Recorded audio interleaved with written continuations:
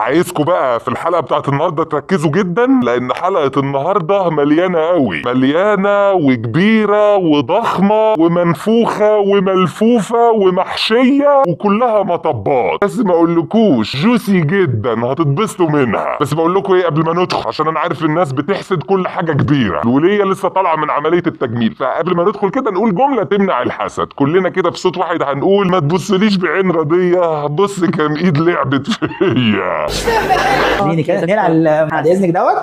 تمام، تعالي كده معايا ميه هنا. يا خبر ابيض ومنيل، ده حضرتك ما شاء الله واضح بقالك 6 شهور ما عملتيش حاجه في حياتك غير انك بتلعبي سكوات. طبعا هو الدكتور قال لها اقلعي بتاع العبايه السوداء دي، ما قالهاش ليه تقلع البنطلون. البنطلون مش هيتقلع، مش ادب بقى ولا اخلاق، لا لا، لان البنطلون خلاص زمت لزق، هينزل ازاي؟ ده عشان ينزل ملوش حل غير ان احنا نجيب مقص ونقصه. كده معايا ميه هنا، امسكي الاستاذه. ولا اقول لك يا مايا مش لازم انت تمسكي الاستاذه، بقول لك اتفضلي انت يا استاذه، امسكي العبايه بتاعتك دي، ارميها وريحيها على المرتبه الخلفيه اللي عند حضرتك. لو المرتبه ووتر بروف وخايفه انها تزحلق مش مشكله، خلاص احشريها جوه فردتين الدولاب. حضرتك ما شاء الله عندك دولاب كبير قوي، كل درفه ودرفه عايزه لها يجي 100,000 غرفه.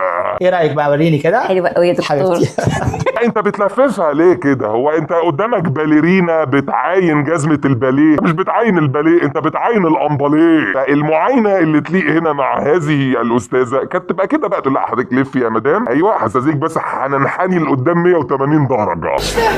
يا استاذه مش شايف حاجه، انا شايف كتله صلبه بس. يا استاذه حضرتك بس ارجعي لورا شويه، وطبعا وهي بترجع ده الصوت اللي هنسمعه: احذر التريلا ترجع للخلف. يا استاذه برضو مش شايف، طب حضرتك وطي بدل 180 خليها 360 درجه. مش شايف برضو غير كتله صلبه. سوري يا مدام، نسيت اقول لك افتحي المغاره. طبعا حضرتك مش عارفه تفتحيها لان الحراره مع المسائل خلت كله ملتصق داخل في بعض. خلاص مايا عايزك بس هنبقى نركب لها زرار في الجنب اليمين كده عشان لما تدوس عليه المغاره تفتح لوحدها. او اقول لك حاجه يا مدام، احنا هنعملها لك زي بوابه المولات، اللي هي اول ما حد يقرب هي المغاره تفتح تلقائي. وطبعا بعد ما المغاره تفتح الدكتور بقى هيقول لمايا: مايا عايزك بس تجيبي لي كشاف النور اللي هو بيتعلق هنا ده، عشان انا ناوي اغوص براسي واخش استكشف جوه. ويا مايا لو ربع ساعه ما طلعتش هتتصلي بالمدام وقولي لها تنفذ وصيتي، هي فاهمه. ربنا يخليك، شكرا يا دكتور. كله حلو، مبسوطه؟ انا مبسوطه منك قوي قوي قوي. مبسوطه جدا يا دكتور، يعني والله حاسه ان انا طايره كده، مش عارف يعني، على درجه انا شكيت قلت هو حضرتك اديت بوتوكس ولا اديت هيليوم؟ انا ليه مرفوعه كده؟ ومبسوطه بالمعنيين، بمعنى اني فرحانه ومبسوطه من الانبساط اللي هو التمدد، فده باين جدا.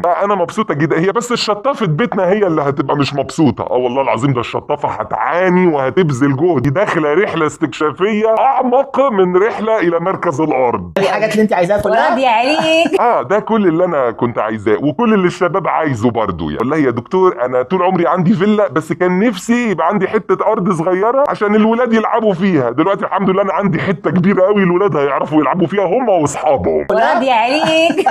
راضي عليك، ما اقولكش. كفايه انك ركبت لي كاتم صوت. طبعا انا دلوقتي لو انا في محطه مترو السادات البومبه طلعت، لسه بقى على ما البومبه تمشي الرحله الاستكشافيه وتعدي من الدهاليز ومن الشقوق ومن الظلام الدامس، مش هتطلع للنور غير لما انا اوصل بيتنا في المارد. ده اذا البومبه طلعت اصلا ما حصلهاش اغماء، اتكلت على الله. الحمد لله على السلامه، ان شاء الله تتبسطي ونشوفك في مصر كتير. شكرا. ميرسي جدا يا دكتور، ان شاء الله هاجي مصر. بس مع ثانيه واحده، انا يمكن اصلا ما اسافرش من مصر. اصل انا دلوقتي عندي مشكله يا دكتور. شركه الطيران كانوا قايلين لي ان الطياره مسموح لي فيها باك 7 كيلو بس. دلوقتي انا الباك اللي معايا 24 كيلو بلس. مش عارفه بقى هيرضوا يركبوني ولا هيشحنوني تحت مع الشنط، انا مش عارف. برضه يا دكتور معلش بليز، بس عايز اسالك حاجه، يعني رايك لما اركب الطياره احجز كرسي واحد معقوله؟ اصل ما فيش يا اخويا كرسي هيشيل كل الشيله دي، ولا اخد كرسيين تبقى شلته هنا وشلته هنا؟ بس يا ربي بقى المشكله لو خدت كرسيين، انت عارف بين كل كرسي وكرسي بيبقى فيه دراع كده، فالدراع هيتشفط. مش يلا مش مشكله، اهو انا الشنطه اللي عندي شنطه مسافرين تسع وتشيل ياما. خليك، شكرا. ناصر استاذ نعمل لها جلسه الهيفا بتاعها والمساج. هستاذنكم بس تاخدوا المدام تعملوا لها جلسه تثبيت. معلش بس يا مدام، هنحط لك كده خابور خشب بس زي اللي هو بيتحط في المباني ده، يعني عشان ده بس منعا من التراخي والانهيار والشقوق، لان لو حصل لا قدر الله انهيار الكلوت مش هيسد لوحده، هيتفتق وكلنا هنتدمر. اوكي ان شاء الله. يلا دكتور، شكرا. الله يخليك. لا متهيالي هنا بقى السلام مش اللي هو يلا باي باي شكرا، لا كان المفروض يبقى السلام يقول لا يلا الحمد لله على السلامه يا مدام. بالشفا.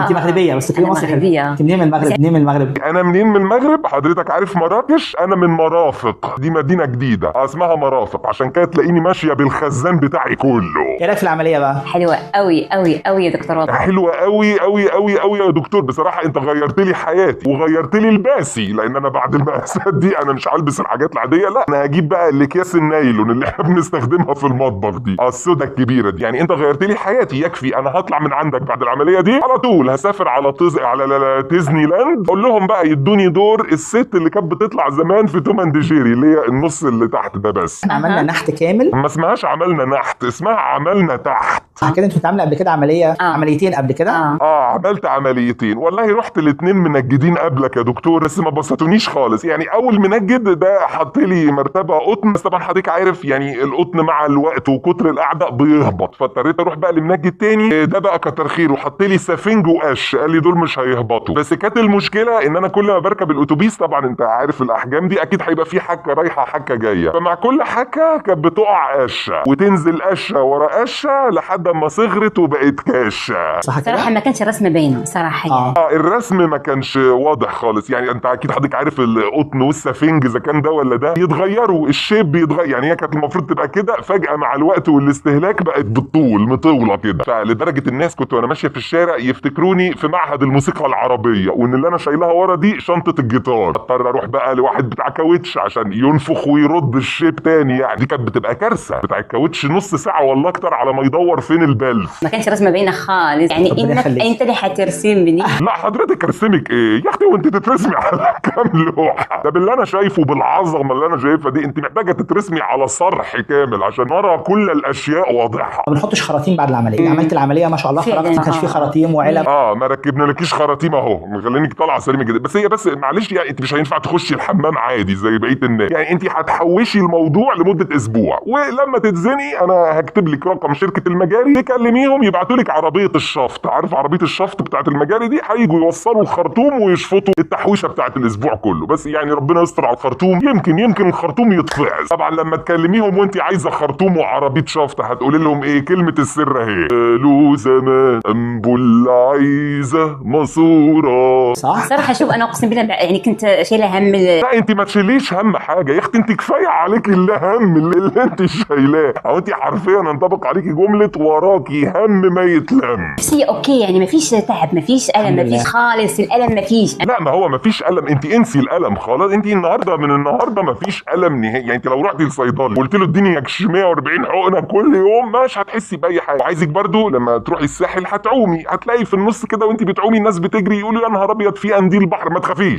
القرصه مش هتاثر معانا في حاجه، هو الخوف بس على القنديل احسن يفتكر دي مغاره بحريه يدخل ينتقل الى رحمه الله. انت عشان ست طيبه الحمد لله ربنا مسهلها لنا. انت عشان ست طيبه ربنا ممسلكها لك. رسم على جسم الانسان اللي هنعمله العمليه ده زي الجي بي اس اللي بنقدر نوصل بيه للطريق بتاعنا. لا وبالذات مع استاذه ترامبولينا دي احنا لازم محتاجين جي بي اس، لان شايفين مايا اللي واقفه جنبي دي مره بس بالغلط دخلت جوه نطت تاهت، ما كناش هنعرف نجيبها، وخصوصا ان الشبكه جوه واقعه كنا معتبرينها في تعداد المفقودين.